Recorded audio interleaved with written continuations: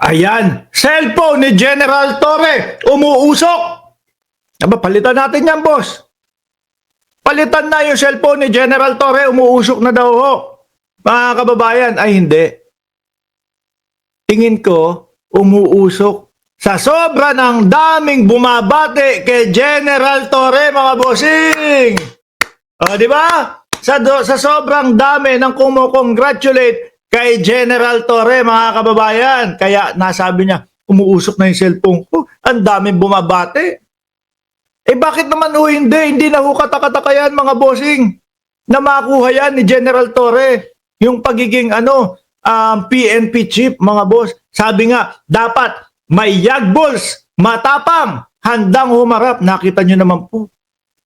Hindi po basta-basta, mga kababayan, yung inaresto ni General Torre.